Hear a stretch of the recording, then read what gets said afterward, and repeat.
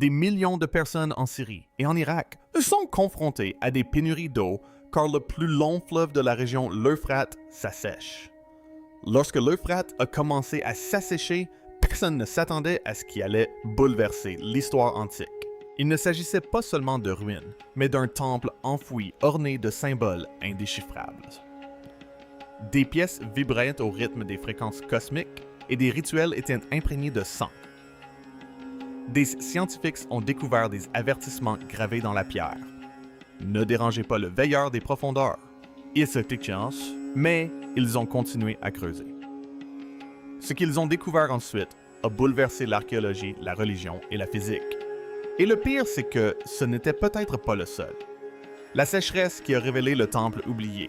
Lorsque l'Euphrate commença à s'assécher, la plupart des gens pensaient que le principal problème serait l'agriculture ou les pénuries d'eau. Mais ce qui émergea de la boue n'était pas seulement des poteries antiques ou des rutsas de pierre. C'était un immense temple souterrain dont personne ne soupçonnait l'existence. Les images satellites ont révélé un phénomène inhabituel, une silhouette étrangement symétrique sous les eaux en retrait. Lorsque les archéologues locaux sont arrivés début 2022, leurs découvertes ont stupéfié le monde scientifique. Certaines parties de la structure étaient creusées directement dans la roche, recouvertes de blocs de pierre, gravés plus anciens que tout ce qui avait été découvert jusqu'alors dans la région, certains datant d'au moins 2800 avant notre ère.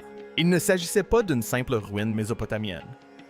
Les murs étaient ornés de sculptures représentant des créatures peu communes dans la mythologie sumérienne, des figures aux membres allongés, aux pupilles de double et aux couronnes de serpents. D'après des notes de terrain divulguées d'une équipe de Fouquet dirigée par des Allemands, plusieurs bas-reliefs évoquaient les Anunnaki, mais de manière déformée. Non pas des dieux majestueux, mais des créatures humanoïdes difformes aux côtes saillantes et aux gueules garnies de crocs. Et voici le plus troublant, une légende orale d'un village voisin annonçait que lorsque la rivière se retirerait, l'œil de la créature ensevelie s'ouvrirait à nouveau. La plupart des habitants évitaient soigneusement le site, le jugeant maudit. Certains ont même affirmé que leur bétail était tombé malade après avoir bu dans des bassins situés à proximité. Des géologues ont confirmé que la sécheresse avait réduit le débit de l'Euphrate à son plus bas niveau depuis 50 ans, révélant non seulement ce temple, mais aussi plusieurs autres dépressions étranges dans la même zone, suggérant l'existence d'un réseau. Cela a donné lieu à des théories terrifiantes. Ce temple aurait-il été intentionnellement enfoui pour y enfouir un secret? Certains chercheurs ont émis l'hypothèse d'un lien avec la prophétie de l'Apocalypse, évoquant 4 anges enchaînés sous l'Euphrate, attendant d'être libérés à la fin des temps. Ajoutant à l'énigme des analyses infrarouges, juges ont révélé d'intenses zones de froid à l'intérieur de la structure, malgré des températures de surface caniculaires. Selon cette théorie, il pourrait exister des chambres scellées plus profondément sous terre, restées intactes pendant des millénaires. La chambre mise au jour présentant une géométrie inquiétante lorsque les équipes de fouilles atteignirent tous le sanctuaire intérieur du temple. Elles ne s'attendaient pas à découvrir une pièce taillée dans une pierre de basalte noire étrangère à la région. Les parois de la chambre étaient d'une douceur anormale, reflétant la lumière de façon étrange, presque comme de l'obsidienne, mais plus froide. Au centre se dressait une structure semblable à un autel flanqué de 2 piliers verticaux, incrustés de métal, qui réagissaient aux aimants, bien qu'ils aient l'apparence de la pierre. Mais ce n'étaient pas seulement les matériaux qui inquiétaient les scientifiques. C'était aussi la conception. Les proportions de la pièce n'étaient pas le fruit du hasard. L'analyse mathématique a révélé que les dimensions correspondaient précisément aux phénomènes astronomiques, notamment au cycle de rotation axiale de la Terre, qui dure environ 26,0 ans. Un coin de la chambre présentait un système de rainures peu profondes, creusées dans le sol, dirigeant le liquide vers un drain. L'analyse des résidus a révélé une forte teneur en fer caractéristique du sang, mais il ne s'agissait pas d'un simple sacrifice. Le processus semblait rituel et systématique davantage un mécanisme qu'une cérémonie.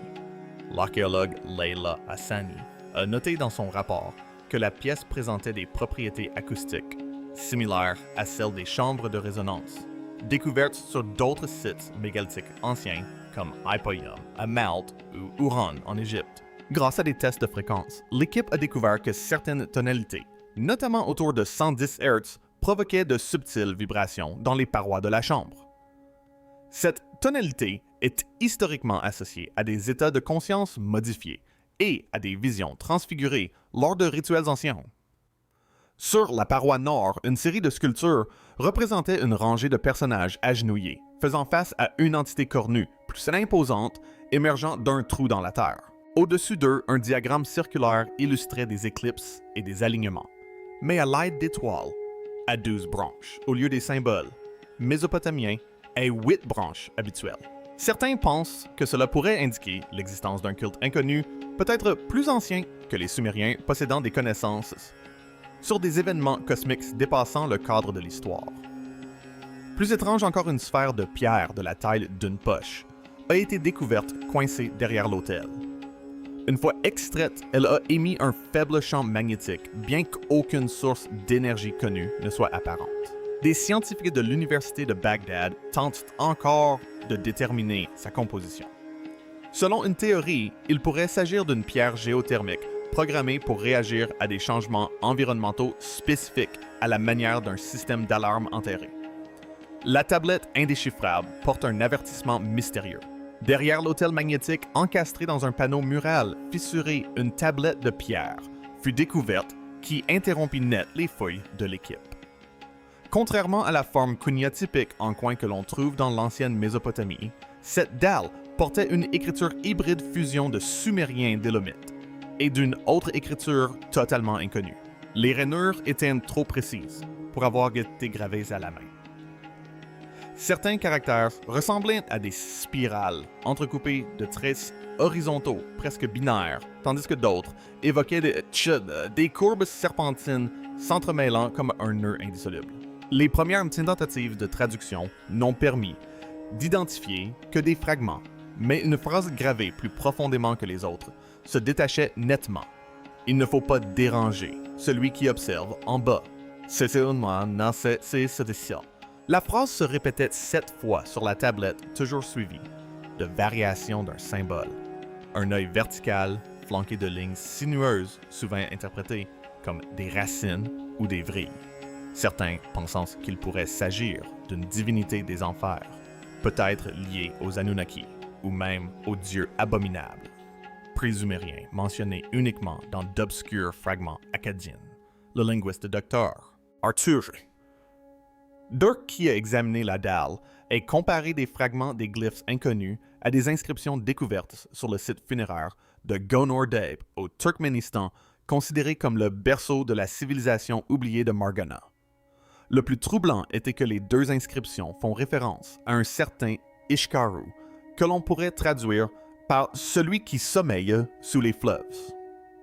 Ce nom n'apparaît nulle part dans les traditions mésopotamiennes.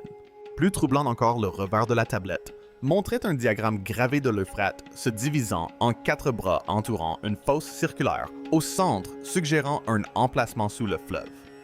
Chaque bras se terminait par un symbole d'offrande. Sang, feu, air et ombre. Il semblerait qu'il s'agisse d'une carte rituelle. Des rumeurs ont commencé à circuler parmi les ouvriers du site de fouilles. 2 membres de l'équipe auraient refusé de revenir après avoir manipulé la tablette, se plaignant de cauchemars récurrents ou des voix murmuraient dans des langues qu'ils ne comprenaient pas. Un autre. L'objet aurait disparu pendant 12 heures avant d'être retrouvé assis sur la rive, en état de transe, murmurant sans cesse. Il se réveille. Les autorités irakiennes ont depuis déployé des militaires autour du site, mais l'artefact a rapidement été transporté par avion vers un laboratoire tenu secret, vraisemblablement situé en Allemagne. Officiellement, aucun autre commentaire n'a été fait concernant la traduction de la fresque rituelle qui a bouleversé l'équipe scientifique. Alors que l'équipe d'enquête pensait avoir percé le mystère, elle découvrit un étroit couloir derrière la chambre des tablettes, partiellement obstrué par des débris. Une fois dégagé, le couloir menait à une petite pièce circulaire, d'à peine 3 mètres de diamètre au plafond, en forme de dôme, noirci par d'anciennes traces de brûlure. Ce qui distinguait cette chambre n'était ni sa taille ni son isolement. c'était ce qui recouvrait ces murs. Une fresque continue représentant un rituel inédit dans l'histoire mésopotamienne. La fresque formait une séquence comme un storyboard, mais d'une clarté terrifiante. On y voyait des personnages encapuchonnés, masqués et pieds nus, disposés en cercle concentrique autour d'une figure humaine ligotée. Au-dessus d'eux, planait une entité en spirale, descendant du plafond. Un panneau semblait montrer l'âme du sacrifié aspirée vers le haut, tandis qu'un autre représentait le corps de la même victime, fusionnant avec une idole de pierre. La dernière image montrait des villageois agenouillés devant cette même statue, les yeux ensanglantés. Sous lumière noire, les scientifiques ont décelé des résidus de composés psychotropes dans de fines rainures autour de la fresque, des traces d'alciodes nocifs, des hallucinogènes connus utilisés dans les anciens rituels du feu persan. Cela implique que les participants à ces cérémonies ne se contentaient pas de faire des sacrifices. Ils entraient dans des états de conscience modifiés peut-être pour canaliser ou recevoir quelque chose. De fait, des traces de brûlure au sol suggèrent que cette pièce a probablement été utilisée à plusieurs reprises. Ces marques de feu correspondent à la position des personnages sur la fresque. Mais la découverte la plus troublante n'était pas visuelle. Au cœur même du plâtre, les chercheurs ont extrait des traces de protéines non identifiables, une matière organique ne correspondant à aucune espèce connue. Une note confidentielle d'un biochimiste indiquait clairement: cet échantillon n'est ni humain, ni animal, ni environnemental. Il semble avoir été cultivé en laboratoire, mais sa structure est antérieure au génie biologique connu. Des rumeurs se répandirent rapidement au sein de l'équipe concernant la fresque, représentant un rituel d'union destiné à fusionner une entité extérieure avec un objet physique. Certains pensent même que l'orbe découverte précédemment était un réceptacle contenant peut-être des souvenirs ou quelque chose de plus vivant. Quelques scientifiques ont refusé catégoriquement de retourner dans la chambre. Un chercheur de haut rang aurait même fui les lieux la nuit même, évoquant des rêves où l'entité en spirale de la fresque se tenait au-dessus de son lit, murmurant des syllabes qu'il ne pouvait répéter à l'état de veille. Le phénomène d'interférence de l'Euphrate et le signal provenant d'en bas. Environ 3 semaines après la découverte de la fresque de la chambre, un nouveau type de perturbation a commencé à apparaître. Non pas d'origine ancienne, mais moderne. Les ingénieurs chargés de la logistique du site de fouille ont signalé un phénomène étrange, dysfonctionnement des drones anomalies, des GPS et interférences localisées sur les relais satellites.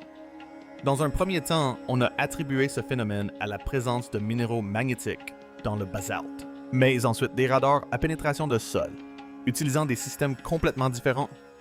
On commençait à renvoyer des relevés de profondeur inversés, affichant des valeurs négatives, comme si quelque chose émettait depuis le dessous, exerçant une pression en arrière. La zone d'interférence formait un rayon parfait de 7 mètres autour du cœur du temple, fluctuant légèrement chaque jour. La surveillance militaire a tenté de brouiller le signal pour le cartographier, mais même les fréquences cryptées ont subi des parasites en boucle. Au sein de ce bruit de fond, les analystes ont découvert un motif faible, mais répétitif. Une impulsion de signal toutes les 6 minutes structurée, comme les impulsions de nombres premiers utilisées dans les premières théories de la communication spatiale. C'est alors que les rumeurs ont commencé à circuler. Certains chercheurs ont affirmé qu'il s'agissait du même type d'architecture de fréquence que celle observée à Göbekli Tepe, à l'hippodrome de Halsafliani et même sous le lac Vasto en Antarctique. Des sites longtemps supposés être connectés par un langage énergétique mondial oublié. Une théorie a émergé: le temple enfoui sous l'Euphrate n'était pas isolé. Il faisait peut-être partie d'un réseau. Chaque nœud a été scellé dans l'Antiquité pour empêcher l'activation de la résonance. Comble de l'intrigue, un membre de l'équipe, travaillant à distance, a comparé les inscriptions de la tablette interdite à des fragments d'un rouleau astronomique babylonien perdu catalogué à Berlin dans les années 1940. Il découvrit une séquence de symboles correspondantes agencées comme une horloge lunaire décomptant les jours depuis une date oubliée. Selon la dernière ligne de ce rouleau, traduite à voix basse par un sumérologue. Quand le fleuve parlera à nouveau, les étoiles s'aligneront et les enfouis se lèveront. Aujourd'hui, la zone est totalement interdite d'accès. Les habitants signalent des bourdonnements nocturnes des animaux qui refusent de s'approcher et même un berger qui a affirmé que le sol respirait sous ses pieds près du périmètre du site. Les fouilles sont à l'arrêt. La raison officielle invoquée est la sécurité. Mais selon des sources internes, c'est parce que ce qui est enfoui là n'est plus en sommeil. Le manuscrit interdit correspond au plan du temple, tandis que les chercheurs s'efforçaient de comprendre les étranges anomalies électromagnétiques et les symboles inscrits sur la tablette, mise au jour un chercheur indépendant d'Istanbul. Le docteur Raza Khaldun affirma avoir vu quelque chose d'étrangement similaire, des décennies auparavant, non pas lors de fouilles archéologiques, mais dans les archives secrètes du Vatican. D'après son rapport censuré, un manuscrit en araméen syriaque, soumis à de fortes restrictions de diffusion, décrivait avec des détails glaçants l'existence d'un hôtel souterrain construit sous le fleuve mer. Ce manuscrit catalogué sous la référence CEX Invictus 13 Die n'a jamais été rendu public, vraisemblablement en raison de son incompatibilité théologique avec la doctrine de l'Église. Mais le docteur Khaldun a conservé des fragments copiés à la main. Parmi ceux-ci figurait un diagramme correspondant presque exactement à l'autel en spirale et au sillon de sang circulaire découvert sous l'Euphrate. Plus troublant encore était un passage décrivant des rituels accomplis pour sceller la porte brisée, impliquant 4 éléments, 12 sacrifices, et la récitation de noms d'étoiles oubliées de l'astronomie babylonienne. Mais ce n'était pas tout. Le manuscrit mettait en garde contre un faux temple construit pour imiter la géométrie Safrikurchi, non pour le culte, mais pour la répression, afin de maintenir quelque chose prisonnier sous la croûte terrestre. Il faisait référence à une rébellion antique, non pas parmi les hommes, mais parmi les êtres qui ont vécu avant même la naissance de ceux qui respirent de l'argile. L'auteur avertissait explicitement: si le sceau se brise et que le cycle s'achève, ceux qui ont été déchus parleront à nouveau non plus par la voix, mais par la gravité et le rêve. Les chercheurs ont longtemps rejeté cette hypothèse, la qualifiant d'absurdité apocalyptique. Jusqu'à présent, lorsque le Dr Khaldun a partagé ses dessins avec l'équipe de fouilles, celle-ci a découvert 11 correspondances exactes entre les symboles du manuscrit et ceux gravés sur la structure enfouie de l'Euphrate. Ce nombre est important, car le dernier symbole manquant, le 12e, a été découvert sous l'orbe qui se trouvait autrefois dans l'autel. Ensemble, ils forment une clé rituelle complète, presque comme un mécanisme de verrouillage. Des théories suggèrent désormais que le temple de l'Euphrate n'était pas qu'un simple site religieux. Il s'agissait d'un centre de confinement conçu par une civilisation oubliée, qui d'une manière ou d'une autre maîtrisait la pression géophysique, la résonance, l'astronomie et bien d'autres choses encore. Le son qui ne devrait pas exister et la porte qui l'a ouverte. Lors d'une ultime tentative de numérisation des recoins les plus profonds du temple de l'Euphrate, avant sa fermeture, un petit appareil audio a été laissé en marche toute la nuit à l'intérieur de la chambre. Non pas à des fins rituelles, mais simplement pour enregistrer les conditions ambiantes. Le lendemain matin, en réécoutant l'enregistrement, l'équipe ne s'attendait ni au silence ni au chaos. Ce qu'elle entendit était tout autre. L'enregistrement commença par de faibles pulsations rythmiques régulières, comme une respiration. Puis, à 3h17 précises, un bourdonnement grave, trop bas, pour être perçu par l'oreille humaine, apparut. À mesure que le phénomène s'intensifiait, l'appareil capta une série d'harmoniques, ressemblant à des voyelles, à l'instar des chants de gorge ancestraux, pratiqués lors de rituels tibétains ou mongols. Ces harmoniques formaient des structures répétitives qui, une fois analysées spectralement, produisaient des formes d'ondes identiques aux symboles présents sur l'autel. La visualisation du signal audio donnait l'impression que la langue chantait d'elle-même. Mais le pire restait à venir. Environ 30 secondes après le début du bourdonnement, l'enregistrement a capté un grincement comme des pierres qui s'entrechoquent, provenant du sol étanche de la chambre. Immédiatement après, la température à l'intérieur de la pièce a chuté de près de 12 degrés Celsius, malgré l'absence de système de ventilation. Une petite fissure est apparue à la base de l'hôtel le lendemain matin.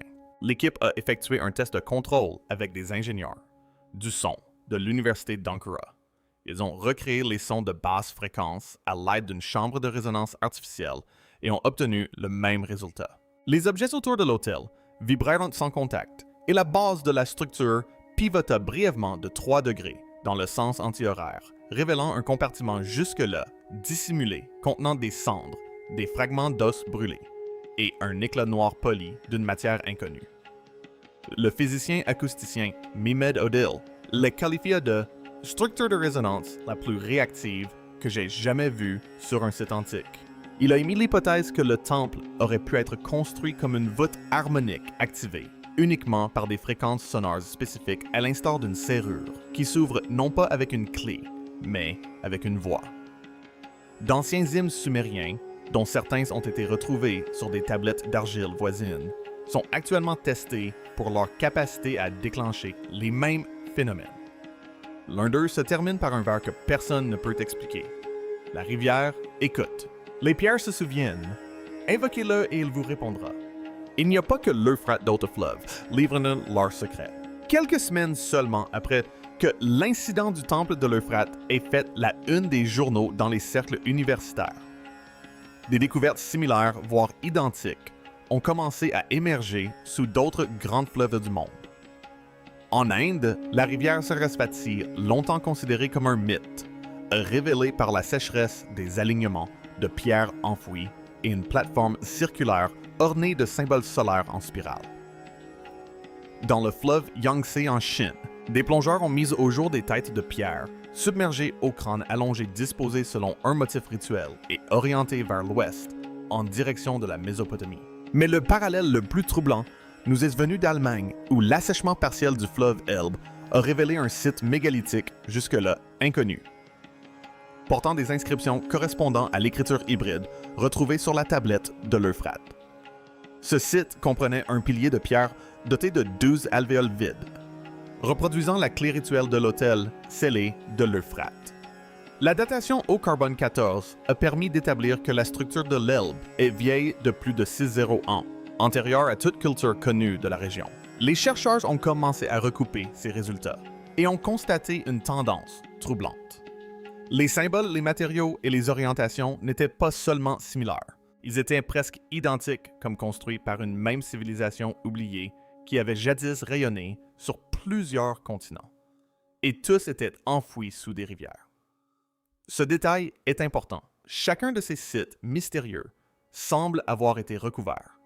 Non pas détruit, non pas abandonné, mais intentionnellement submergé, comme si l'eau elle-même était censée les sceller. Une théorie controversée commença à circuler. Et si ces peuples anciens pressentaient un événement planétaire imminent? Un événement activé par un alignement céleste ou une fréquence vibratoire particulière qui les aurait conduits à construire ces sites sous les rivières pour le retarder, l'atténuer, voire le noyer.